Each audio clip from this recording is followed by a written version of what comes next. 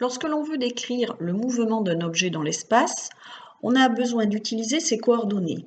Il faut donc une référence associée à l'observateur pour définir ses coordonnées. C'est ce qu'on appelle un référentiel.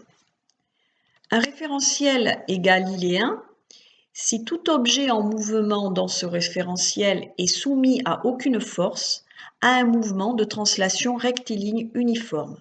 C'est-à-dire que sa trajectoire est une droite, translation rectiligne, uniforme, sa vitesse est constante.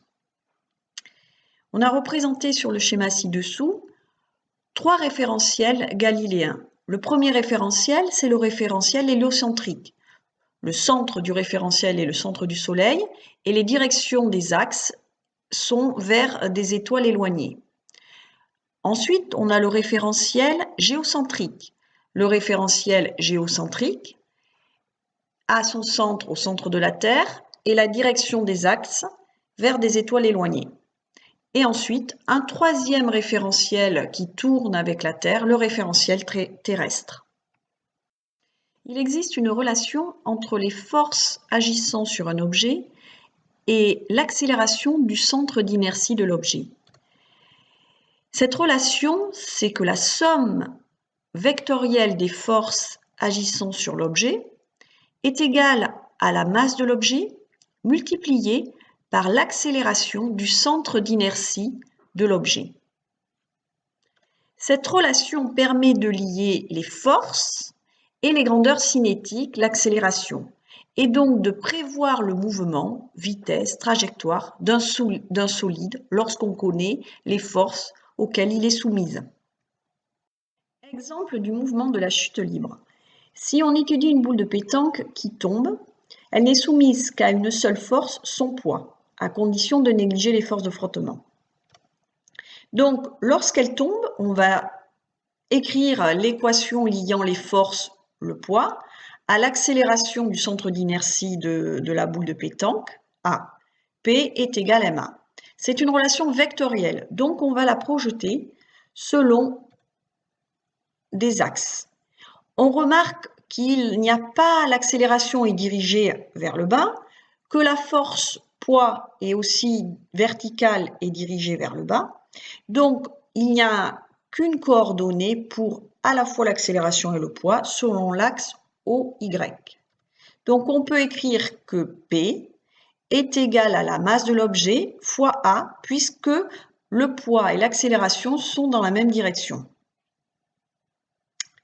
Or, le poids P peut aussi s'écrire M fois G. Donc, on a mg est égal à ma. On simplifie par les masses et on trouve que l'accélération de la boule de pétanque est égale à l'accélération de pesanteur. C'est-à-dire que sur la Terre, cette accélération vaut 9,81 mètres seconde moins 2. Un autre exemple. Chute sur un plan incliné. Donc nous avons pris une luge. Cette luge n'est soumise à aucun frottement ni de l'air ni des frottements de contact entre la luge et le plan incliné. Donc elle est soumise à deux forces, le poids et la réaction de la luge sur le support. L'accélération, le mouvement étant selon la direction de la pente, l'accélération est parallèle à la pente. On voit donc que le poids vectoriel plus la réaction vectorielle est égal à la masse du système multipliée par l'accélération. Dans ce cas, les forces P et R n'ont pas la même direction que l'accélération. Donc, il va falloir définir les coordonnées de chaque vecteur force et vecteur accélération pour pouvoir appliquer la relation. Donc, on définit un repère OX. OX étant dans le sens du mouvement et OY perpendiculaire au sens du mouvement.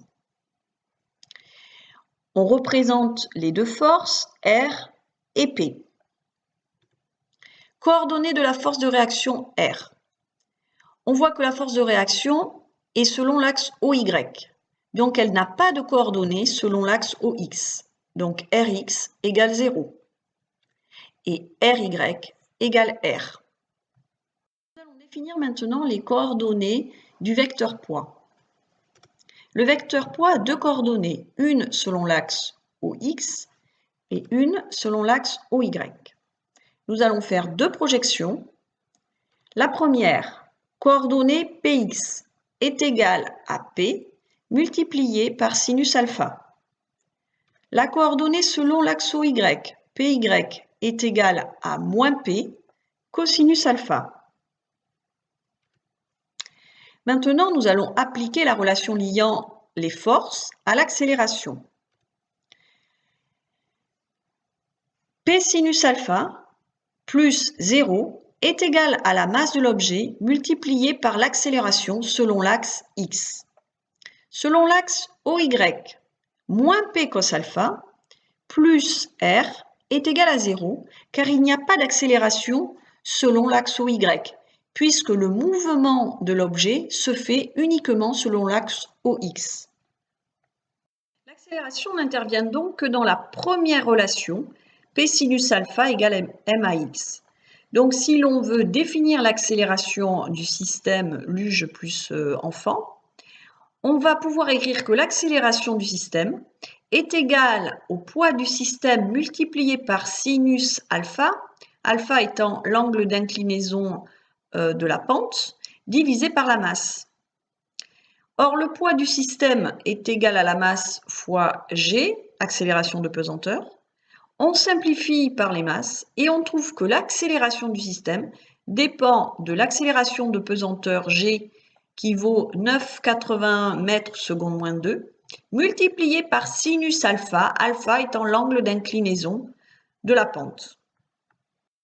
Que pouvons-nous en conclure sur ce mouvement ? Tout d'abord, on peut en conclure que c'est un mouvement de translation rectiligne puisque sa trajectoire est une droite et son accélération est constante puisqu'elle dépend de g qui vaut 9,81 sur Terre et alpha qui est un angle qui est fixe. Donc, on a un mouvement qui est uniformément accéléré. Grâce à cette accélération, on pourra en déduire la vitesse en chaque point de la trajectoire et on pourra en déduire aussi la position de l'objet à des temps donnés. Nous avons vu la relation liant les forces auxquelles est soumis un objet et l'accélération du centre d'inertie de l'objet. Il existe une relation équivalente pour un objet en rotation. Lorsqu'un objet est en rotation, il est soumis à des forces et il est soumis à des moments de force. Donc, dans un référentiel galiléen, la somme des moments de force appliqués à un solide en rotation et l'accélération angulaire A sont reliés par la relation somme des moments de force est égale au moment d'inertie J multiplié par l'accélération angulaire. Alors, le moment d'une force s'exprime en newton-mètre. L'accélération angulaire s'exprime en radians seconde moins 2. Et le moment d'inertie est une constante de l'objet qui dépend à la fois de sa masse et de sa forme. Il s'exprime en kilogrammes mètre carré. Pour donner un exemple, je vous ai mis quelques exemples de calcul de moment d'inertie selon la forme de l'objet. Par exemple, pour un cylindre plein, on voit que le moment d'inertie J d'un cylindre plein dépend de sa masse, bien entendu, et du rayon du cylindre. Pour un cylindre creux, il dépend de la masse de l'objet, bien entendu, mais aussi du rayon R et du petit rayon petit r du creux. Alors, on va faire un petit rappel de secondes pour montrer comment on calcule une vitesse instantanée et une accélération instantanée d'un objet en un point de sa trajectoire. Pour calculer une vitesse instantanée en un point de la trajectoire, on mesure la longueur du segment encadrant ce point, donc ici le segment M5, M7, divisé par la durée pour parcourir qu'a mis l'objet pour parcourir cette distance. Donc pour calculer la vitesse au point 6 de l'objet, on mesure le segment M5-M7 divisé par delta t. De la même façon, pour calculer la vitesse de l'objet au point 8, on mesure la longueur M7-M9 divisée par la durée pour parcourir cette distance. Ce sont des vitesses instantanées de l'objet en différents points de la trajectoire. Pour calculer l'accélération instantanée en un point, il faut connaître les vitesses instantanées de l'objet du point précédent et du point suivant.